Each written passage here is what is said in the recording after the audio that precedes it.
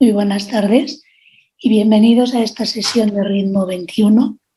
Yo soy la doctora Luisa Pérez Álvarez del Hospital de A Coruña y comodero esta mesa con el doctor Diego Llorente del Hospital de Logroño. La mesa lleva por título Cuestiones de actualidad en la estimulación cardíaca y resincronización cardíaca. Ya voy a dar, después de saludar a los ponentes y a todo el auditorio, paso a dar paso a la primera ponencia que la presenta el doctor Gonzalo Barón Esquivia y se titula Estimulación cardíaca en el síncope vasovagal. Por favor. Muchas gracias, Luisa, muchísimas gracias. Muchas gracias a todos por vuestra asistencia. Me pedía a la organización que tratara de hacer una actualización de 12 minutos de lo más reciente sobre estimulación en el síncope vasovagal. Bien, por resumir lo que ya sabemos que hay, tenemos actualmente activa la guía de 2013, que en las guías de marcapaso europea de 2013 hicimos una división en cuanto a la estimulación o la necesidad de estimulación dependiendo de lo que observáramos y dependiendo si la bradicardia era documentada o no documentada. Y en base a lo que había en esa época, se hablaba del síncope asistólico reflejo y había una indicación 2B con un nivel de evidencia B en aquellos pacientes en los que se documentaban una asistolia en pacientes mayores de 40 años y cuando la pausa era asintomática. Bien, para eso la referencia eran esas tres que ven ustedes ahí y las indicaciones en concreto, cuando se hablaba de inducido por basculación, también las tienen ustedes ahí y son también indicaciones 2B o con nivel de evidencia B. La diferencia era que en la margen de la derecha era cuando había una documentación de la bradicardia con un Holter insertable y en la izquierda cuando se inducían por basculación. Como ven ustedes, había 2A y 2B. Las razones y los argumentos bibliográficos eran estos trabajos que ustedes conocen, el estudio ISOE2, que documentaba la evidencia de la necesidad de un marcapaso cuando había una pausa documentada con Holter insertable, el estudio también de SAT de hace muchísimos años, en los que había, usando Holter insertable, una evidencia del beneficio de la estimulación cuando se documentaban pausas en el síncope vasovagal, y por último, el ISOE3, que también documentaba cuando se randomizaban los pacientes a marcapasos encendidos o apagados, el beneficio de la estimulación en aquellos pacientes con asistolia documentada con un Holter insertable.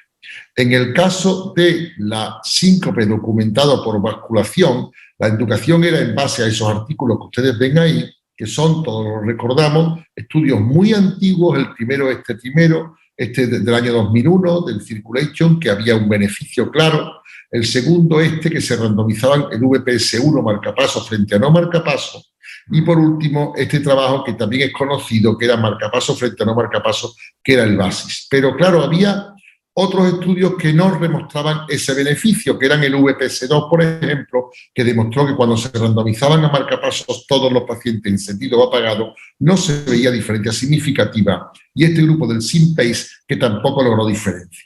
Así estábamos en 2013. Llegamos a 2018 y se publica la guía de síncope, no las de marcapasos, las de síncope. En esta guía de 2018 se da un paso más allá en cuanto al síncope vasovagal y se reconocen que existen, igual que la guía de 2013, una diferencia entre el síncope durante la prueba de mesa basculante o el síncope durante el Holter insertable, digamos las pausas espontáneas o las pausas inducidas. Pero la recomendación, como ven ustedes ahí, seguía siendo una indicación 2A cuando la pausa era espontánea, y ahí tienen ustedes los 4 estudios en los que se basaba, y sin embargo, cuando la pausa era inducida por una tabla basculante, la indicación seguía siendo, al igual que el 2013, una 2B, con niveles de evidencia B. Y ahí tienen ustedes los 4 trabajos que también se referían los autores. Para indicar la necesidad de un marcapasos, únicamente lo que hacían era respaldar la guía de 2013 con el estudio ISOE2, con el estudio ISOE3, con los ya beneficios que conocemos, con el estudio de CRAN de Holter insertable, y por último incorporaban un estudio italiano que todos ustedes conocen, que es el SUB2. El SUB2 lo que hace es una estudio progresivo de aquellos pacientes mayores de 40 años con síncope, en los que no había evidencia de cardiopatía estructural ni de arritmias documentadas, se le hacía un masaje del seno carotidio. Si el masaje era positivo con la asistolia, se recomendaba estimulación, y si no, se recomendaba hacer una tabla basculante. Si la tabla basculante era positiva, se recomendaba con la asistolia, se recomendaba estimulación con marcapasos, y si era negativa, se recomendaba Holter insertable, que era el que definitivamente decía si había o no necesidad de poner un marcapaso. Con este estudio, en esta publicación de 2016, se recogía cómo había un beneficio claro en aquellos pacientes que se estimulaban, fuera por pausas documentadas en masaje del seno carotidio, en basculación o en Holter insertable, frente a aquellos pacientes en los que no se lograba documentar una asistolia en ninguno de los tres métodos. Y aquí ven ustedes las dos gráficas que claramente mostraban la diferencia. Por tanto, desde 2018 empezamos a volver a asumir que, aunque fuera con una indicación 2B, si el paciente tenía síncopes recurrentes mayores de 40 años, el beneficio era claro y evidente.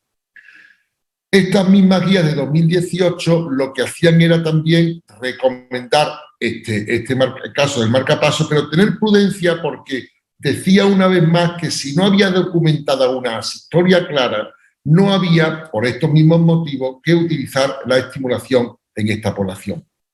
E incorporaba un trabajo de nuestro grupo, que es el trabajo Spain, en el que muchos de ustedes han participado, que publicamos en el 2017 en el JACC, en el que lo que hicimos fue randomizar a la población a estimular a todos los pacientes que hacían una asistolia durante la mesa basculante, si eran mayores de 40 años y tenían síncopes recurrentes. Randomizamos a los pacientes en dos brazos, a todos les implantamos marcapasos, a todos los estimulamos, pero en doble ciego, a unos en on y a otros en off, y al cabo de los 12 meses los cambiábamos de estimulación, los cruzábamos de estimulación. El resultado de nuestro trabajo fue una reducción del 50% en la carga de síncope en la rama estimulada, y cuando veíamos las gráficas de estimulación, fíjense ustedes cómo veíamos que la población que era inicialmente estimulada en azul, fíjense como durante los 12 primeros meses no tenían síncope, y cuando se les quitaba la estimulación volvían a tenerlo, mientras que la población inicialmente no estimulada en rojo tenían el marcapasos apagado, tenían síncope durante los 12 primeros meses, y cuando le encendíamos el marcapasos, claramente reducían la carga de síncope. Aquí tienen la gráfica total sumados unos y otros. Bien, esto es lo que tenemos hasta 2018. Y esta es un poco la parte más importante de la presentación. ¿Qué hay desde 2018 que las guías no han recogido y que en el 2021 pueden tener valor? Bueno, pues hay fundamentalmente 4 grandes trabajos y 2 metaanálisis. Voy a tratar de resumirlo lo más rápidamente posible. El primero es un trabajo de 2018 precisamente, en el que, utilizando tabla basculante, se randomiza a la población a estar estimulado con un marcapasos en modo DDD normal y corriente, o un marcapasos estimulado con DDD y tecnología Closed Loop Stimulation. Este trabajo randomiza a los pacientes y lo que hace es que los cruza a un brazo de estimulación o a otro. El resultado y la conclusión es que cuando los marcapasos son estimulados, cuando los pacientes son estimulados con el marcapasos, con el CLS activado, el beneficio es claro y contundente, con una significación estadística. Este es el primer estudio que demuestra que la estimulación con DDF o fisiológica CLS es superior a la estimulación DDD pura, que antes no se había demostrado. El segundo trabajo que les quiero referir es este trabajo, que también me parece muy interesante, porque seleccionando a los pacientes con tabla basculante hace un estudio a 5 años, a largo plazo, de la población que se había presentado previamente, se había publicado en el 2016. Y ven ustedes cómo al cabo de los 5 años la estimulación sigue siendo beneficiosa en reducir la carga sincopal o la carga presincopal. El tercer estudio, que también me parece interesante, es un trabajo que, como ven ustedes, es del grupo de Group, que lo que hace es un metaanálisis de todos los pacientes, de todos los trabajos publicados hasta la fecha, con estimulación en el síncope vasovagal. Y fíjense cómo en la gráfica que les presento verán ustedes que hay un beneficio claro de la estimulación en todos los trabajos para la reducción de la carga sincopal. Y además, cuando se analizan los estudios, el plot estimular, el plot completo, fíjense cómo es claramente beneficioso en los 7 o 8 estudios que ellos analizan. Por lo tanto, este metaanálisis de 2019, que es un metaanálisis que, aunque está hecho con el grupo americano, la mayoría de estudios son estudios europeos, como ustedes pueden ver. Se publica otro estudio más que también hace un metaanálisis de todos los estudios publicados por diferentes grupos en los que utilizan el holter insertable para la decisión con respecto a estimular o no a los pacientes con síncope vasovagal. Y aquí tienen el diagrama de flujos de la selección de pacientes a los que se le ha implantado un holter insertable, los que han tenido pausas, los que las pausas han sido significativas y a los que se le ha estimulado. Y fíjense cómo sigue siendo beneficiosa. Y claramente es mejor cuando la besa evacuante es negativa. Y por último, una metaanálisis nuevamente del JACC americano, en el que no queda claro porque dicen que cuando se seleccionan aquellos estudios randomizados, y son solamente 2 los que incluyen, no sale del todo claro. Por lo tanto, hay ciertamente algunas dudas. Pero esto es lo más importante, el último estudio que se acaba de publicar del grupo de estudio de síncope europeo, en el que hemos participado en nuestro hospital y hemos incluido en total, en toda la población, 128 pacientes, el estudio BioSync, que randomiza a los pacientes a estimulación DDD frente a estimulación CLS, DDD-CLS. Y fíjense cómo claramente hay un beneficio en la estimulación cuando el marcapasos está encendido frente a apagado. Perdón, he dicho DDD frente a CLS, no, es DDD-CLS frente a off. Y fíjense cómo el beneficio es claro y contundente. Cuando los pacientes tienen síncope con tabla evacuante positiva, también en este estudio, igual que el Spain, demuestran beneficio claramente de la estimulación. Por tanto, aquí tienen ustedes lo último, que es lo de los marcapasos, los micra, que también hay algunos beneficios en cuanto a la estimulación, pero son estudios limitados, por tanto, me imagino que las guías serán prudentes en recoger esta información. Aquí está el último estudio demostrando que el beneficio del marcapasos micra también es similar en un registro multicéntrico de todos los marcapasos implantados por síncope vasovagal inhibitorio. Dicen que el marcapasos micra es igual que el marcapasos normal, que no hay diferencias. Por tanto, el marcapasos micra es una opción a futuro. Y por último, estas son las guías que se presentaron en el mes de marzo en la Reunión Europea de Arritmias. Yo he tenido la suerte de ser revisor de estas guías y sé lo que dicen y no puedo, por tanto, en absoluto decir lo que van a decir. Pero yo creo que las guías que van a presentarnos en septiembre nos van a dar información, en este caso, de todo lo que hemos presentado y hemos visto y hemos leído durante estos últimos años. Creo que alguna modificación, y no quiero adelantar nada, habrá, pero os dejo para que en septiembre lo veamos, nos sorprendamos o no todos, estemos de acuerdo o no y sigamos o no la guía como venimos haciendo hasta ahora. Muchísimas gracias por vuestra atención y todo gracias a todos. Bueno, muchísimas gracias, Gonzalo, por tu excelente revisión. A ver si al final tenemos tiempo para hacer alguna pregunta de tu charla. A continuación, cambiamos de tema y el doctor Ignacio Mosquera, del Hospital Universitario de La Coruña, nos va a hablar del manejo de los trastornos de conducción post-TAVI. Ignacio, cuando quieras.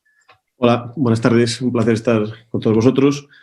Bueno, voy a hablaros efectivamente del manejo de los trastornos de conducción post-TAVI. Porque no me va... Ya está. Pues no me va, ¿eh? Ahora, bien.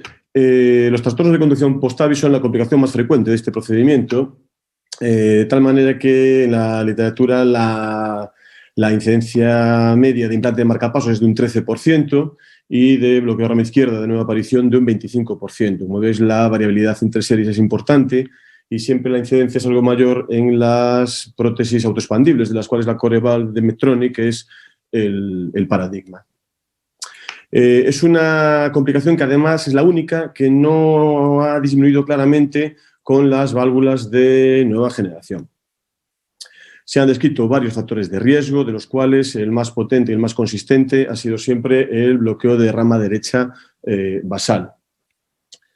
Bien, este trabajo lo traigo a colación porque me parece que ejemplifica muy bien cómo está la predicción actual sobre qué pacientes presentarán trastornos de conducción y cuáles no. Es un score de riesgo construido en la Universidad Emory, en Estados Unidos. Identificaron esos 4 factores de riesgo independientes, les dotaron de una puntuación y, bueno, confirman que cuantos más puntos, pues más riesgo de marcapasos. Sin embargo, si os fijáis en la gráfica del centro, está claro que disponemos de un valor predictivo negativo bastante importante. Los que tienen 0 factores de riesgo tienen un riesgo muy bajito de precisar marcapasos en el futuro. Sin embargo, el valor predictivo positivo ya no es tan alto. Los pacientes que tienen 1 o 2 factores de riesgo no tienen más de un 10 o un 15% de probabilidad de acabar precisando un marcapasos. Por tanto, somos capaces de predecir bastante bien quién no va a necesitar un marcapasos, pero no tan bien quién sí lo va a necesitar. Además, si veis la curva ROC de la derecha, el área bajo la curva es de 0,78, que en el fondo es una capacidad de predicción, en todo caso, modesta. Bien, la verdad es que nuestro deseo sería poner todos los marcapasos necesarios. ¿Por qué? Pues para que no se escape ningún bloqueo tardío. El problema es el siguiente. En este trabajo, por ejemplo, que estudió algo más de 1000 pacientes, encontró como predictores de bloqueo tardío el sexo masculino y la alteración de la conducción post-TAVI. Pero claro, otra vez tenemos un valor predictivo negativo muy alto, casi el 100%, pero el valor predictivo positivo es de solo el 11%. Con lo cual no parece que esté justificado el implante de marcapasos por la presencia de uno solo de estos factores de riesgo. Por otro lado, nos gustaría no poner ningún marcapasos innecesario porque sabemos que existe una probabilidad de resolución espontánea de estos trastornos de conducción. De hecho, a la gente que se le pone marcapasos post-TAVI, el 30 al 60% no son marcapasos dependientes al año y la mitad de estas recuperaciones además ocurren precozmente en el primer mes. Hay que hacer notar, no obstante, que hay problemas con la marcapaso dependencia. Primero, que no es fácil de definir, se han utilizado definiciones muy diferentes en diferentes trabajos, y además que el hecho de que un paciente no sea marcapasos dependiente no implica que ese marcapasos no sea necesario, ya que puede haber bloqueos paroxísticos con bajas cargas de estimulación ventricular. En este trabajo, en el cual no quiero entrar en detalle, simplemente fijaos en la gráfica de abajo. En amarillo están representados los pacientes con marcapasos post-TAVI que son marcapasos dependiente. En azul, los que no son marcapasos dependiente. Y esta es la evolución de entre el primer mes y el primer año de seguimiento. Como veis, hay un entrecruzamiento importante entre ambos grupos. Por lo tanto, la consideración de marcapaso dependencia en un mismo paciente puede variar de un día a otro o de un momento a otro en el seguimiento. Nos gustaría hacer todo esto sin prolongar demasiado la estimulación provisional. ¿Por qué? Bueno, pues porque tiene riesgo de complicaciones. Esta es una revisión sistemática publicada hace 2 años, en el cual hasta casi un 6% de pacientes con marcapasos provisional tuvieron una complicación importante. Y además nos gustaría no prolongar la estancia hospitalaria ni, por ende, el gasto económico. Este es un trabajo que recogió los implantes a nivel nacional en Estados Unidos y encontró que el implante de marcapasos post-TAVI prolonga la estancia media en unos 2 días y el gasto adicional solo del ingreso índice fue en 2017 de $72 millones, solo por este motivo. Bien, las guías no nos dicen demasiado. Las europeas de 2013 las engloban estos trastornos junto con los postquirúrgicos y nos dicen que en aquellos de alto grado esperemos hasta una semana antes de poner el marcapasos por si el trastorno revierte espontáneamente. En las guías más recientes americanas, ya le dedica un apartado específico. Aquellos con bloqueo de alto grado permanente y sintomático recomiendan el implante de un marcapasos y en aquellos pacientes con bloqueo de rama de primera aparición, de nueva aparición, una búsqueda cuidadosa, razonable de eventos bradiarrítmicos. Llega incluso a citar como en clase 2B el implante de marcapasos profiláctico en bloqueo de rama izquierda de nueva aparición. Bien, todo esto quizás hace que la realidad sea muy diversa. Esto es una encuesta internacional publicada hace 3 años. No entro en detalle, pero como veis, a 3 preguntas muy inmediatas, la variabilidad en respuestas fue importante. Era cuánto tiempo mantenían el marcapasos provisional, cómo manejaban el bloqueo AV transitorio intraprocedimiento y cómo manejaban el bloqueo de rama izquierda de nueva aparición. En los últimos 2 años se han publicado consensos de expertos, el último norteamericanos. El último, el de la derecha, de 2020, en el cual voy a entrar un poco más en detalle en las cosas que a mí me han parecido más interesantes o más novedosas. En primer lugar, hacen mucho hincapié en la valoración pre-TAVI. Son pacientes añosos, son pacientes con otras cardiopatías, son pacientes con trastornos de conducción previos, de tal manera que en este trabajo en el cual se realizó monitorización electrocardiográfica continua de 24 horas el día previo al implante de la TAVI, se encontró que hasta un 6% de pacientes presentaban episodios de bloqueo avanzado o bradicardia severa que constituían indicación de implante de marcapasos. También en este consenso de expertos se nos anima a identificar a aquellos pacientes con alto riesgo de desarrollo de trastorno de conducción o de bloqueo persistente para preparar el acceso para un marcapasos temporal. Recomiendan la vena yugular derecha. Ahí, uno de esos dibujos no es el que yo había escogido, lo siento. Y también lo que nos animan es a implantar electrodos con cierta fijación activa para permitir la movilización precoz del paciente sin riesgo de que se movilice el electrodo. También nos recuerdan que no tiene mucho sentido suspender los fármacos cronotropos o dromotropos negativos, ya que estos actúan a nivel del nodo AV y el trastorno de conducción post-TAVI se asienta a nivel intra o infragisiano. Bien, en cuanto a cuánto tiempo mantener el marcapasos provisional y la monitorización, bueno, pues lo que se nos dice es que si el paciente no tiene nuevas alteraciones electrocardiográficas respecto a las basales, el marcapasos provisional se puede retirar al finalizar el procedimiento de implante de la TAVI y llega con 24 horas de monitorización continua. Si ha habido nuevas alteraciones en el electrocardiograma o bloqueo de alto grado transitorio sin bloqueo de rama derecha, se aconseja mantener el marcapasos provisional al menos 24 horas y la monitorización durante todo el ingreso. En este punto me parece muy interesante este trabajo que se publicó en el año 2020, realizado en la Cleveland Clinic y en el Hospital San Rafael de Milán, en el cual a todo tipo de pacientes que no habían presentado, que no tenían bloqueo persistente al finalizar el procedimiento, antes de retirar el marcapasos provisional, el cable se llevó a la aurícula derecha y se estimuló a frecuencias crecientes de 70 a 120 estímulos por minuto. Aquellos pacientes en los que se consiguió estimular la aurícula a 120 latidos por minuto y se mantuvo la conducción AV 1-1, se vio que tenían un riesgo ínfimo de acabar desarrollando un bloqueo que precisase implante de marcapasos. Otra vez, como veis aquí, un valor predictivo negativo muy alto del 99%. Lo interesante, además, es que se incluyó a aquellos pacientes con QRS ancho, tanto basal como de nueva aparición, e incluso a aquellos que sufrieron bloqueos de alto grado transitorios durante el procedimiento. Por último, aquellos pacientes con bloqueo permanente o aquellos con un bloqueo transitorio, pero con bloqueo de rama derecha basal, ya lo que nos dicen es que nos planteemos el implante de un marcapasos definitivo. Quizás aquí está un poco la mayor preocupación, ¿qué hacemos con los pacientes de riesgo intermedio que no han precisado implante de marcapasos durante el ingreso, pero sí su electro tiene alteraciones nuevas con respecto al basal? Bueno, aquí en este caso se nos aconseja una monitorización intrahospitalaria de al menos 2 días, pero sobre todo, esto es lo que está más en auge, se nos anima a buscar eventos bradiarrítmicos o indicación de marcapasos para prevenir bloqueos tardíos que no estén cubiertos con marcapasos. En cuanto al estudio electrofisiológico, hay varios trabajos, este es uno de ellos. Realizó estudio de conducción antes y después del implante de la TAVI. Lo que vieron fue que de manera global el incremento del HV en más de 13 milisegundos fue el mejor predictor de implante de marcapasos, y en aquellos que desarrollaron un bloqueo de rama izquierda de nueva aparición, la simple medida del HV post implante de TAVI fue también el mejor predictor de implante de marcapasos.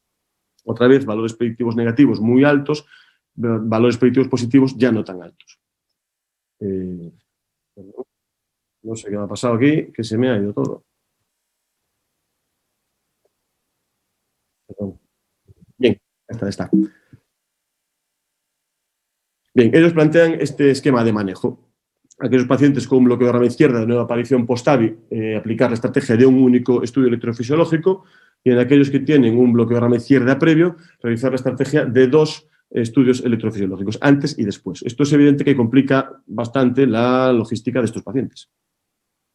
En cuanto a la monitorización ambulatoria, pues diversas modalidades que existen hoy en día. En este trabajo, a pacientes con diversos electrocardiogramas, fueron casi 120, fueron dados de alta con un monitor de eventos de 30 días. Y se encontró que en ese mes de seguimiento, hasta un 10% desarrollaron un bloqueo auriculoventricular de alto grado. Por tanto, parece un rendimiento bastante bueno de esta tecnología. Otra opción sería el Holter subcutáneo. En este caso, el estudio MARE incluyó a 103 pacientes con bloqueo de rama izquierda de nueva aparición, a los cuales se les implantó un Reveal al 4º día post-TAVI. En un año de seguimiento se encontró que hasta un 21% de pacientes presentaban algún evento bradiarrítmico severo que requirió implante de marcapasos en la mitad de ellos, y en un 20-25% adicional de pacientes el cambio de la medicación. Por tanto, bueno, mis conclusiones es que esta es la complicación más frecuente a día de hoy, sin un descenso claro con las prótesis recientes. La predicción actual es imprecisa, sabemos bastante bien a quién no implantárselo, pero no tenemos tan claro a quién sí implantárselo. Está en auge la búsqueda activa de eventos radiarrítmicos o de indicaciones de marcapasos mediante el estudio electrofisiológico, y para ello serán necesarios ensayos clínicos específicos. Hay algunos en marcha, pero de momento ninguno publicado. Muchas gracias.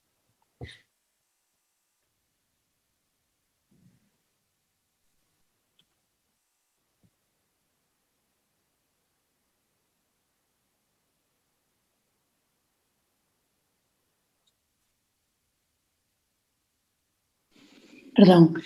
Bueno, muchas gracias, Nacho, por tu presentación, y pasamos a la tercera ponencia, que la va a presentar el doctor Joaquín Noscas, y es sobre optimización de la TRC en pacientes no respondedores, el ajuste de la programación a la reintervención. ¿Cuándo, cómo y por qué? Doctor Joaquín Noscas. Hola, ¿qué tal? Muy buenas tardes a todos. En primer lugar, agradecer a la organización su amable invitación a participar en Ritmo 21. Y si me permiten, voy a comenzar por el final. ¿Por qué? Si esto me funciona ahora. ¿Por qué? Ahora. ¿Por qué debemos optimizar la terapia de resincronización cardíaca en no respondedores? Pues yo creo que esta diapositiva resume claramente el motivo. Y es porque los pacientes que no responden adecuadamente a la terapia de resincronización cardíaca presentan una mayor mortalidad y una mayor incidencia de hospitalizaciones por descompensación por insuficiencia cardíaca. Por lo tanto, debemos optimizar la respuesta, debemos optimizar la resincronización para mejorar su pronóstico cardiovascular. La segunda pregunta es más compleja. ¿Cómo debemos optimizar la terapia de resincronización cardíaca en no respondedores? Esta gráfica clásica nos resumiría cuáles son los motivos que pueden explicar esa falta de respuesta a la resincronización cardíaca. Y esto es fundamental conocerlo si tenemos o si debemos mejorar la respuesta a la resincronización. De forma clásica se ha sugerido que una inadecuada programación de los intervalos auriculoventriculares podría estar detrás, en la mayor parte de los casos, de la falta de respuesta a la resincronización cardíaca. Sin embargo, numerosos estudios que han analizado la optimización ecocardiográfica tanto del IAV como del VV no han demostrado claramente una superioridad sobre la programación empírica o nominal de los parámetros o de los intervalos programables en el dispositivo. También hay que destacar que podríamos programar que diversos grupos, y en esto hay que reconocer la labor que han realizado los compañeros del Hospital Clínic de Barcelona, la optimización electrocardiográfica del IAV y del VV, tratando de buscar un QRS lo más estrecho posible. Pues bien, en un estudio aleatorizado, prospectivo y aleatorizado, publicado hace algunos años, estos autores mostraron cómo la optimización electrocardiográfica de estos parámetros del dispositivo se asociaría a un mayor incremento en la función ventricular izquierda y un mayor grado de remodelado inverso, abriendo la posibilidad de esta optimización electrocardiográfica para tratar de mejorar la respuesta a la resincronización cardíaca. El segundo punto que quisiera destacar es la presencia de arritmias tanto auriculares o ventriculares y la disminución del porcentaje de estimulación biventricular, puesto que van en muchos casos unidos, como vamos a ver a continuación. Y es fundamental conseguir un mayor o un porcentaje máximo de estimulación. Aquí tenemos dos gráficas que nos resumen dos estudios publicados en la literatura en los que se puede comprobar cómo reducciones en el porcentaje de estimulación biventricular se asocian a un deterioro o a un menor grado de respuesta a la resincronización cardíaca. Así, por ejemplo, en el estudio de la izquierda podemos ver cómo aquellos pacientes con un porcentaje de estimulación ventricular izquierda por debajo del 92% tuvieron una menor supervivencia libre del evento combinado de muerte y hospitalización por insuficiencia cardíaca. Así, en el estudio de la derecha podemos ver cómo aquellos pacientes con una reducción del porcentaje de estimulación ventricular por debajo del 95% presentaron un incremento en la mortalidad que se acercó prácticamente al 20%. Lo que nos dicen estos estudios es que pequeñas reducciones en el porcentaje de estimulación ventricular izquierda se asocian a un incremento en las hospitalizaciones por insuficiencia cardíaca y en la mortalidad. Por lo tanto, uno de los objetivos que tenemos para tratar de mejorar la respuesta a la resincronización cardíaca es tratar de garantizar un porcentaje máximo de estimulación ventricular izquierda. En este estudio clásico publicado ya hace algunos años, los autores trataron en más de 80.000 pacientes tratados con resincronización, trataron de identificar las causas que podían justificar estos porcentajes inadecuados de estimulación ventricular. Y como podemos ver en la gráfica de la derecha, claramente es la fibrilación auricular la responsable en un mayor porcentaje de casos de la pérdida de la estimulación ventricular izquierda. Otros motivos encontrados sería una inadecuada programación de los intervalos auriculoventriculares y así como la presencia de extrasístoles ventriculares. Por lo tanto, en pacientes con fibrilación auricular debemos garantizar la presencia de un porcentaje adecuado de estimulación ventricular izquierda y esto puede obligarnos en pacientes con fibrilación auricular permanente a la ablación del nodo auriculoventricular. De hecho, varios autores, en estudios prospectivos no aleatorizados, que se resumirían en este metaanálisis publicado en el JACC en el 2012, pues podríamos ver cómo la ablación del nodo auriculoventricular en pacientes con fibrilación auricular permanente garantizaría una estimulación continua y esto se asociaría a una reducción significativa en la mortalidad superior al 50% y a una mejor respuesta en la clase funcional de la NIJA. Pero no solo pacientes con fibrilación auricular permanente, sino que pacientes con fibrilación auricular paroxística o fibrilación auricular persistente, disculpen, aquí hay un error en la diapositiva, también podemos contemplar la ablación de la fibrilación auricular para tratar de mejorar la respuesta a la resincronización cardíaca y para tratar de mejorar el pronóstico cardiovascular. Y así el estudio Castle-F mostró cómo valoró el impacto de la ablación de la fibrilación auricular sobre la morbimortalidad del paciente con insuficiencia cardíaca y encontró que la ablación de fibrilación auricular reduciría la mortalidad y reduciría las hospitalizaciones por insuficiencia cardíaca. Por lo tanto, en pacientes no respondedores con presencia de crisis de fibrilación auricular paroxística o episodios de fibrilación auricular permanente, podríamos considerar la ablación de la fibrilación auricular.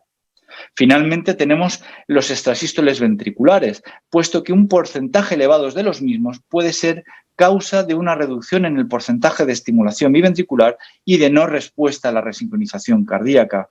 Varios estudios, especialmente este publicado en el JACC en el 2012, mostraron cómo en pacientes no respondedores a la resincronización cardíaca con una elevada carga de extrasistolia ventricular, su ablación se asoció a un incremento en la función ventricular, un mayor grado de remodelado y en la tasa de respuesta. Aquí podemos ver en esta gráfica cómo a medida que aumentaba el porcentaje de estimulación biventricular, mejoraba la respuesta en la función ventricular izquierda obtenida en estos pacientes. Por lo tanto, la ablación de los extrasístoles ventriculares también podría mejorar la respuesta a la resincronización cardíaca en este subgrupo de pacientes. Finalmente, me voy a centrar en otro subgrupo de pacientes u otras razones esgrimidas para justificar la ausencia de respuesta a la resincronización cardíaca, que en esencia lo que resumen es una incapacidad de nuestro dispositivo para reducir la asincronía ventricular izquierda. En este sentido, se ha sugerido que la estimulación multipunto, dado que tendría una mayor capacidad de reducir la sincronía, podría mejorar la respuesta a la resincronización cardíaca. Sin embargo, el estudio MORE-CRT-MPP, que se centró específicamente en el grupo de pacientes no respondedores a una estimulación biventricular convencional, no encontró beneficios a favor de la estimulación multipunto frente a continuar con una estimulación biventricular convencional en pacientes que no eran respondedores a la resincronización cardíaca. Sin embargo, en este estudio se observó cómo aquellos pacientes que presentaban o que estaban programados con una estimulación multipunto con la selección de los electrodos de estimulación con la mayor separación anatómica, presentaron la mayor tasa global de respuesta a la resincronización, alcanzando un 80% de respondedores. fenómeno que se ha repetido en otros estudios. Y aquí podemos ver en esta gráfica 3 estudios en los cuales se muestra un resultado similar. En el MPP-ID, que fue el estudio de autorización de la estimulación multipunto en el mercado americano, se vio como aquellos pacientes con estimulación multipunto y programación de los electrodos de estimulación con la máxima separación anatómica presentaron una mayor tasa de respuesta a la resincronización, algo que ya hemos visto que se observó en el MORE-CRT MPP o en el estudio cuarto 3, que es un estudio prospectivo no aleatorizado de varios hospitales españoles en los cuales se ha visto que aquellos pacientes programados con estimulación multipunto y con la selección de los electrodos de estimulación con la máxima separación anatómica también eran los pacientes que presentaban un mayor grado de respuesta a la resincronización en comparación con una cohorte de pacientes en los cuales se realizó una estimulación biventricular convencional. Y ahondando en los resultados del cuarto 3, nosotros encontramos cómo la cohorte de pacientes incluidas en el cuarto 3, es decir, con estimulación multipunto activada desde el mismo momento del implante, mostraron una mayor supervivencia libre del evento combinado de muerte y o ingreso hospitalario en comparación con una cohorte histórica, la de aquellos pacientes incluidos en el estudio cuarto 2, que eran pacientes programados con una estimulación biventricular convencional. Y finalmente quisiera mencionar muy por encima, puesto que se va a debatir con mayor profundidad mañana, la posibilidad de aplicar o de emplear la estimulación fisiológica, es decir, estimulación en GIS o en rama izquierda, con el tratamiento de los no respondedores. Quisiera destacar este primer estudio publicado en el 2018, en el cual en 8 casos se empleó la estimulación gisiana en pacientes que no eran respondedores a la terapia de resincronización cardíaca convencional. Y como pueden ver, en estos pacientes no respondedores a esta estimulación biventricular, finalmente con la estimulación gisiana en 6 casos se obtuvo respuesta ecocardiográfica y en 7 casos respuesta clínica. Y el segundo estudio que les voy a mostrar de estimulación gisiana es este estudio presentado recientemente en el último Congreso Europeo de Arritmias. Es un estudio aleatorizado en el cual pacientes con indicación de resincronización cardíaca se aleatorizan a estimulación biventricular convencional o estimulación gisiana. Como podemos ver, en el estudio o en el análisis por intención de tratar, no hubo diferencias significativas entre estimulación biventricular o estimulación gisiana, pero hay que destacar que se obtuvo estimulación gisiana efectiva en el 72% de los casos. En el resto, los pacientes se tuvieron que tratar con una estimulación biventricular convencional. Por lo tanto, en este análisis por intención de tratar, se está incluyendo ese 30% de pacientes aleatorizados a estimulación gisiana que recibieron realmente estimulación biventricular. Y, de hecho, en el subestudio que analiza la estimulación tal y como finalmente recibieron, podemos ver cómo aquellos pacientes realmente tratados con estimulación gisiana mostraron un mayor incremento de la función ventricular en comparación con la estimulación biventricular convencional y un mayor grado de remodelado inverso. Por lo tanto, esta mayor eficacia de la estimulación gisiana apuntaría a un posible uso en no respondedores. Finalmente, la última pregunta. ¿Cuándo debemos optimizar la respuesta la TRC en pacientes no respondedores? Destacar unas ideas. Actualmente no existe un consenso acerca de cómo se debe evaluar dicha respuesta a la resincronización. Tampoco existe un consenso acerca del momento en que se debe evaluar la respuesta, bien sea clínica o ecocardiográfica. Habitualmente esta evaluación se realiza a los 6 meses de seguimiento, pero hay que contemplar respuestas tardías. De hecho, en el MORE-CRT, hasta 1/3 de los pacientes no respondedores a 6 meses lo fueron a 12 meses. Destacar que hay factores que se deben contemplar precozmente. Desde el momento del implante debemos garantizar una estimulación ventricular máxima con las diversas herramientas que he mencionado. Podemos activar algoritmos automáticos de IAV y VV y podemos o deberíamos contemplar la activación de la estimulación multipunto siempre y cuando se pueda programar adecuadamente. Es decir, yo creo que reservaría esta modalidad de estimulación cuando podamos seleccionar los cátodos con la máxima separación anatómica. Y ante la ausencia de respuesta con ninguna de estas estrategias, podríamos contemplar la reintervención buscando la alternativa de la estimulación fisiológica. Por lo tanto, para concluir, queridos amigos, destacaría por qué debemos optimizar la resincronización cardíaca en no respondedores, por el mal pronóstico asociado a la ausencia de respuesta. ¿Cómo debemos realizar esta optimización? Pues destacaría que existen diversas alternativas. En primer lugar, repetiría, hay que garantizar una estimulación ventricular izquierda máxima. En segundo lugar, hay que asegurar unos parámetros adecuados de estimulación. Y en tercer lugar, optimizar la resincronización mediante estimulación multipunto y estimulación fisiológica. ¿Y cuándo? ¿Cuándo debemos realizar esta optimización? Pues yo creo que el momento óptimo para implementar estas medidas dependerá de las mismas. Pues nada más que añadir, muchas gracias. Muchas gracias, Chimo, por tu excelente revisión. Y pasamos ya a la última charla de la tarde, que es de la doctora Marta Pombo, del Hospital Costa del Sol de Málaga, que nos va a hablar sobre el manejo de las arritmias auriculares detectadas por los marcapasos. Marta, cuando quieras. Muchas gracias, Diego. Me uno a los agradecimientos. Es un placer compartir mesa con todos vosotros y con la audiencia. Efectivamente, voy a hablar del manejo de las arritmias auriculares detectadas por el marcapasos. ¿Qué es lo que sabemos de estos episodios de frecuencia auricular rápida o también llamados ARE que nosotros detectamos en los dispositivos? Bueno, pues sabemos cómo los define la Sociedad Europea de Cardiología, según las guías del año 2016 de fibrilación auricular. Son episodios de frecuencia auricular rápida detectados por un dispositivo implantado con una duración mayor a 5 o 6 minutos y con una frecuencia de corte por encima de los 180 latidos por minuto. ¿El porqué de esta duración? Bueno, porque sabemos que estudios previos que han validado los datos diagnósticos aportados por los dispositivos nos dicen que episodios de menor duración realmente tienen un valor predictivo positivo muy bajo, que va aumentando a partir de los 6 minutos de duración. Del mismo modo que los falsos positivos van disminuyendo a medida que aumenta la duración de los episodios y con una frecuencia de corte más alta. Bien, ¿cuál es la incidencia de los ARE? Bueno, pues sabemos que esta incidencia es elevada, es de un 30% en los pacientes que no han tenido antecedentes de fibrilación auricular, pero este porcentaje puede aumentar hasta un 80% en pacientes que tienen fibrilación auricular previa. De hecho, si nos fijamos en esta gráfica, la incidencia en la supervivencia libre de eventos de ARE en pacientes con y sin antecedentes de fibrilación auricular, y vemos cómo los pacientes con antecedentes de fibrilación auricular solamente un 11% permanece libre de eventos a los 24 meses de seguimiento.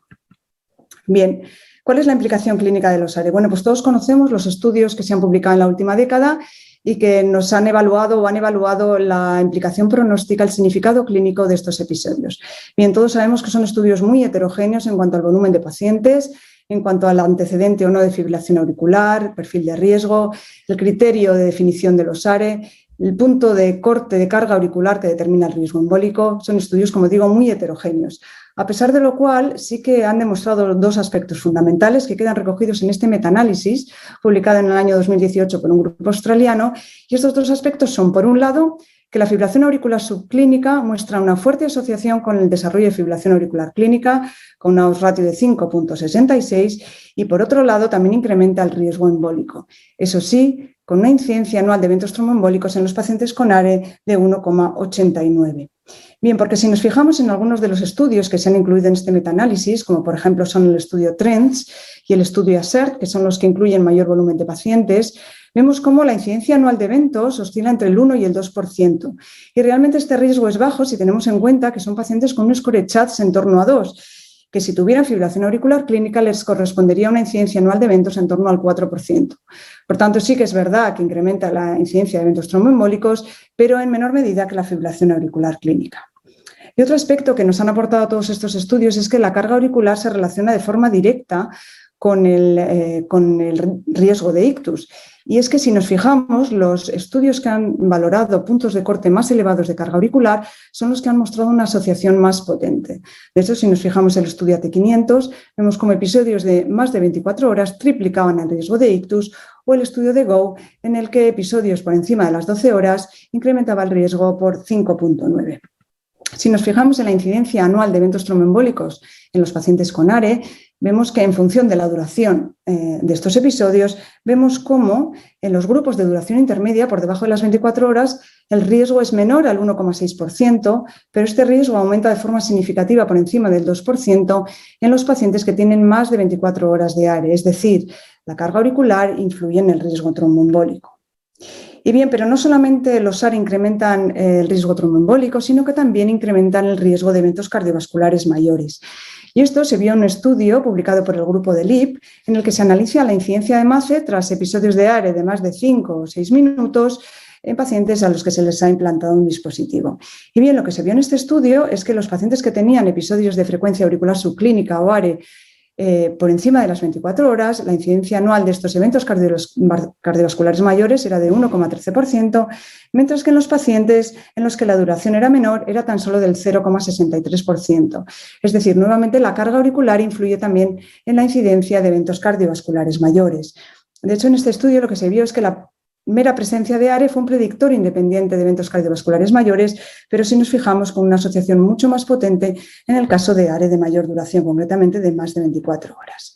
Bien, ¿cómo influye el perfil de riesgo del paciente en la incidencia de estos episodios de fibrilación auricular subclínica y en las consecuencias de estos episodios? Pues bien, sabemos por un estudio observacional en pacientes del estudio TRENDS cómo a medida que aumenta el score CHADS, aumenta también la proporción de pacientes que tienen episodios de fibrilación auricular subclínica de más de 6 horas, de forma que hasta un 54% de pacientes con un score CHADS igual o mayor de 2 presentan episodios de más de 6 horas de duración durante más de un día, es decir, a mayor puntuación del score CHADS, a mayor perfil de riesgo, mayor es la carga auricular. Y por otro lado, también sabemos por el estudio ASSERT que a medida que aumenta la puntuación en el score CHADS, también aumenta el riesgo embólico en los pacientes con ARE, hasta alcanzar casi el 4% en pacientes con un score CHADS elevado de más de 2, con una diferencia estadísticamente significativa con los pacientes que no tienen ARE. Y esta diferencia, si nos fijamos, no se observa con los pacientes de menor riesgo. De hecho, si nos fijamos, en los pacientes con un score CHADS de 1 o 2, el riesgo tromboembólico anual es menor, no supera el 1,3%. Por tanto, el perfil de riesgo influye en la carga auricular y en el riesgo tromboembólico del paciente. Bien, y otro aspecto que también sabemos es que no está bien definida la relación temporal entre el ARE y el ictus. Sabemos por subestudios del TRENDS y de la ASSERT que solamente la mitad de estos pacientes con ictus o AITE de estos estudios tienen episodios de frecuencia auricular rápida antes del evento. Entre un 12 y un 30% presentan ARE en los 30 días previos al evento y tan solo entre un 2 y un 15% presentan ARE durante el evento. ¿Y esto por qué es importante? Bueno, pues porque nos puede hacer plantear si realmente la fibrilación auricular subclínica es un marcador de riesgo o realmente es un agente causal. ¿Y esto por qué es importante? Bueno, pues porque tiene implicaciones terapéuticas. Si realmente consideramos que la fibrilación auricular es un mero marcador de riesgo, quizá la carga auricular no tenga tanta importancia. Quizá haya que tratar la fibrilación auricular como un factor de riesgo más, probablemente no tenga un papel tan importante la estrategia de control del ritmo para prevenir los ictus y probablemente pues, tampoco podamos plantear retirar la anticoagulación al suprimir la fibrilación auricular con procedimiento de ablación. Mientras que si consideramos que los ARE son una causa directa de ictus, bueno, pues quizás sí que la carga auricular tenga más importancia. Podría plantearse la estrategia de anticoagulación pill in the pocket, es decir, anticoagular al paciente solamente cuando tiene estos episodios. La estrategia de control del ritmo probablemente también tenga un papel importante y la monitorización continua del ritmo cardíaco porque permitiría detectar estos episodios que, bueno, serían la causa directa del ictus. Por tanto, importante plantear cuál es la relación entre el ARE y los ictus. Bien, esto es lo que sabemos hasta el momento. ¿Qué es lo que desconocemos?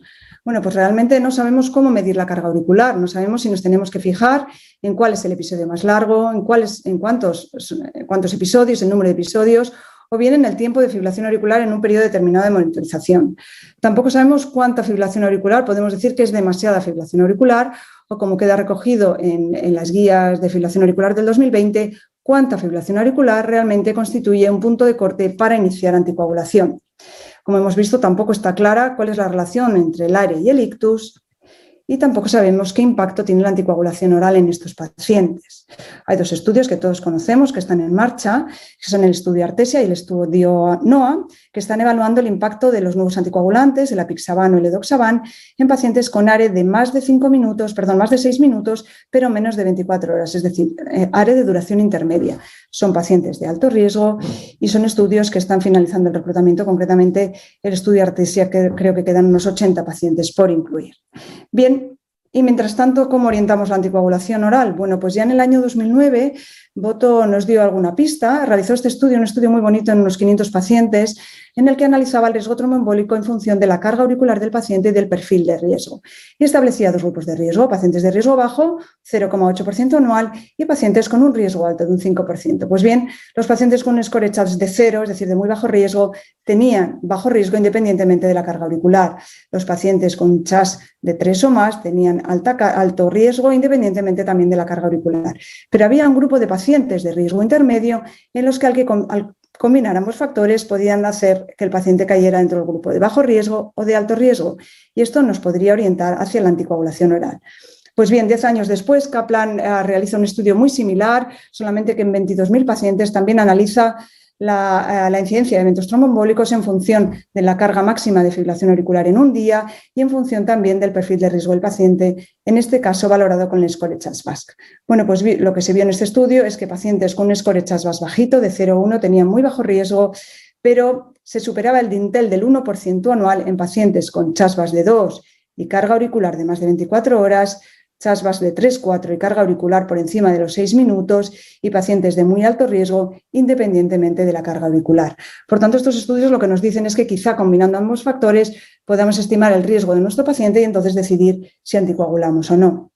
Bien, este es un esquema propuesto por el documento de consenso de la AJA del año 2019, muy similar al que plantean las guías de fibrilación auricular del 2020 y que nos pueden orientar a qué hacer con nuestro paciente que presenta ARE. En pacientes de muy bajo riesgo, aquellos con un CHASS-VASc de 0, realmente no deberíamos indicar la anticoagulación oral, puesto que el riesgo anual es bajo, menor del 1%, como tampoco probablemente en pacientes con un riesgo intermedio, un CHASS-VASc de 1 en varones, o pacientes o mujeres con CHASS-VASc de 2. Quizá en estos pacientes con una carga auricular muy elevada podríamos plantearlo, aunque en principio el riesgo es bajo. Y sin embargo, pacientes de alto riesgo, que son los pacientes varones con CHASS-VASc igual o mayor a 2 o mujeres con CHASS-VASc igual o mayor a 3, si tienen una carga auricular elevada por encima de las 24 horas, tendrían indicación de anticoagulación oral, porque ya hemos visto que superaría el dintel del 1% anual, mientras que pacientes de alto riesgo, pero con una carga intermedia, quizá en estos pacientes podría valorarse, aunque realmente la solución, los resultados de la artesia y del NOA probablemente nos ayuden a tomar decisiones. Bien, y como conclusiones yo diría que la incidencia de los ARE es elevada en los pacientes con dispositivos, sobre todo en pacientes que han tenido antecedentes de fibrilación auricular, pero también en pacientes sin antecedentes de fibrilación auricular. Sabemos que los ARE incrementan el riesgo de fibrilación auricular clínica, de eventos tromboembólico y de eventos cardiovasculares mayores, de infarto, insuficiencia cardíaca o arritmias o hospitalización de causa cardiovascular. Sabemos que el riesgo embólico asociado a los ARE es menor que en el caso de la fibrilación auricular clínica. El perfil de riesgo importa, ya hemos visto cómo a mayor perfil de riesgo, mayor es la incidencia de ARE y mayor es el riesgo embólico, y pacientes con un CHASS-VASc de 0 o de 1, realmente la incidencia anual de ictus es baja, por debajo del 1%. La carga auricular también importa, a mayor carga auricular, mayor es el riesgo, ya hemos visto que sobre todo en pacientes con carga auricular de más de 24 horas son los que tienen el riesgo más elevado. No está clara la relación fisiopatológica entre el ARE y el ictus o la embolia sistémica y efectivamente entre el ARE y el ictus o la embolia sistémica. El ARE puede ser un posible marcador de riesgo, y para plantear la anticoagulación oral pues podemos combinar la carga y el perfil de riesgo, de forma que no estaría indicada en pacientes con riesgo bajo o muy bajo, pacientes con CHASS-VASc de 0 o de 1, que no está puesto en la diapositiva pero tampoco tendrían indicación. Sería recomendable en pacientes con un CHASS-VASc mayor o igual a 2 en varones o mayor o igual a 3 en mujeres y carga muy elevada de más de 24 horas, y sería valorable en pacientes del estudio Artesia o del estudio NOA, pacientes con riesgo algo alto, pero una carga de fibrilación auricular intermedia. Y quizá en este momento sería planteable testar la estrategia de anticoagulación Pill in the Pocket, que como digo, pues es anticoagular al paciente en virtud de la aparición de estos episodios, pero para ello tiene que estar bien relacionada. Tenemos que saber cuál es la relación entre los ARE y el ictus, y además tenemos que garantizar que el paciente, en los periodos en los que permanece en ritmo sinusal, el riesgo es bajo. Y eso es todo. Muchas gracias.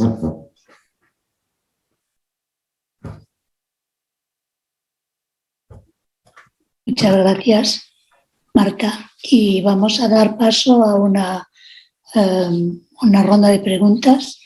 No hubo preguntas en el chat, así que si alguno de vosotros tiene alguna pregunta, le damos paso a ellos, si no haremos nosotros algunas consideraciones. Bueno, si no hay preguntas, perdona, Luisa, tú. Sí. ¿Empiezas tú o...? Pues empiezo yo. Quería preguntarle al doctor Barón, a Gonzalo, si en todo su discurso no nombró, supongo que por generalización de lo ya conocido, la edad a la hora de indicar marcapasos en el síncope vasovagal. Quería que confirmara que eso sigue siendo vinculado a la edad, la indicación, y si podía darnos alguna opinión sobre por qué el MICRA funciona bien en el síncope vasovagal y si eso es equivalente a que la estimulación VVI convencional también podría haber resuelto el problema de los síncopes en este tipo de pacientes. Muchas gracias, Luisa, por tu pregunta. En cuanto a la edad, la estimulación sigue indicada a partir de 40 años. Si bien es cierto, yo tengo ya experiencia en algunos pacientes más jóvenes con alta carga sincopal, demostrada asistolia tanto en mesa basculante como en chalecos de Holter, chalecos no insertables, sino Holter de una semana o de 15 días. Hemos demostrado que en pacientes más jóvenes también, en casos especiales, se puede poner con gran beneficio. Por tanto, es un tema que todavía está por resolver, pero la edad está de momento en 40 años. Me imagino que las guías seguirán refiriéndose a la edad de 40 años como una indicación, porque nosotros hemos incluido en el estudio BioSync y en el estudio Spain pacientes mayores de 40 años, por lo tanto no podemos decir otra cosa. Con respecto al MICRA, yo personalmente no tengo experiencia con el MICRA en pacientes con síncope vasovagal y te prometo que me encantaría tenerla porque creo que es una opción, porque esto abriría la estimulación mucho más segura a los pacientes jóvenes que a los que les ponemos un marcapasos. Pero claro, ¿qué ocurre? El gran problema del MICRA es la duración de la batería, la carga de la batería, y si tú le pones un paciente con 40 o con 35 o con 42 años, ¿cuántos micros le vas a poner a lo de su vida por este motivo, ¿no? Por lo tanto, yo creo que el MICRA está ahí. Yo animo a la población, a la masa científica del grupo de la Asociación del Ritmo Español a diseñar un proyecto para poder establecer si el MICRA es igual o no, pero creo que a largo plazo tiene grandes todavía lagunas por resolver. Gracias. Bueno, si no hay otra pregunta, yo una pregunta para Chimosca sobre la estimulación multipunto. ¿Cuál es vuestra experiencia de cuántos enfermos realmente se puede hacer? Porque muchas veces estás midiendo y tienes puntos con unos umbrales altísimos que realmente invalidaría el poder utilizar esa estimulación. En vuestra experiencia, ¿cuántos podéis hacer? Yo creo que esa es la principal limitación de la estimulación multipunto, es decir, en cuántos pacientes se puede hacer y se puede realizar. Yo creo que tenemos en estos momentos la información suficiente para definir cómo se debe hacer la estimulación multipunto. Y lo que hemos visto en nuestras series que es muy parecida a lo que se publica, lo que está publicado en la literatura, es que se puede programar lo que yo consideraría como adecuadamente en no más de un 30 o 40% de los casos, en el mejor de los casos. Son esos pacientes los que realmente se benefician de la estimulación multipunto. En el resto, cuando hay que seleccionar electrodos que están muy cerca, no creo que sea muy diferente de la estimulación biventricular convencional, y en estos pacientes ya tenemos suficiente evidencia para decir que la estimulación multipunto no aportaría ningún beneficio extra. Muchas gracias. Sí, ¿tienes algún comentario? ¿Tenéis alguno? Yo quería preguntarle a Marta cómo plantea la monitorización de los ARE en los pacientes portadores de marcapaso. ¿Con qué periodicidad tendría que verlos o si lo revierte todo a la monitorización remota? Bueno, la verdad es que nosotros desde que ya, incluimos a todos los pacientes en monitorización remota, a todos los pacientes con marcapasos, la verdad es que el seguimiento, concretamente este tema, lo hacemos a través de la remota. Y de hecho allí en la remota es donde nosotros detectamos los episodios, se valora la historia clínica, la enfermería hace un primer filtrado que la verdad es que es muy bueno y ya nos comenta el caso que consideran que o bien no está anticoagulado o hay posibilidades de anticoagular o incluso de su inclusión en artesia, porque nosotros estamos participando en la artesia y la verdad es que los pacientes los captamos desde la remota. Fundamentalmente hacemos un seguimiento, los que tienen ahora, los nuevos marcapasos que tienen transmisiones automáticas, pues es muy cómodo y los demás, pues la verdad es que hacemos programamos transmisiones trimestrales, con lo cual, pues es relativamente ágil la detección de los ARE. Marta, ¿te puedo hacer una pregunta desde el desconocimiento? Claro. Mira, se me ocurre con tantísimas dudas como me surgen a mí con los ARE, que me imagino que tú las tendrás mucho más claras que yo, que aquellos pacientes que no tienen marcapasos, ¿hay alguna posibilidad de monitorizar con los Holter insertables? ¿Se está investigando algo a este respecto para diagnóstico de posibles episodios de ARE como causa de embolias de ictus en pacientes sin marcapasos puestos? ¿Hay alguna investigación, algún dispositivo en estudio en este sentido, Marta? El despistaje de afibrilación auricular embolígena en pacientes con ictus criptogénicos sí hay mucho estudio ya publicado. Y realmente, pues sí es un método realmente para detectar esta fibrilación auricular subclínica, ¿no? Que en pacientes que hayan tenido un ictus previo, pues lógicamente implican anticoagulación, ¿no? Eso sí, pero los ARE, el estudio de los ARE, porque la fibrilación auricular subclínica sí la conozco bien. Yo me refiero si hay alguna fórmula de estudio de los ARE en gente sin marcapasos. No, en principio, los pacientes que se les pone lo que sí detectamos es que pacientes que se les pone el Holter insertable por otro motivo, por ejemplo, por un tema de síncope o para la detección de un trastorno de conducción, realmente se objetivan ARE muchas veces, ¿no? Y en función del riesgo del paciente sí se plantea la anticoagulación oral, ¿no? Vale. Gracias. Bueno. Sí, nos avisan que ya estamos prácticamente fuera de tiempo.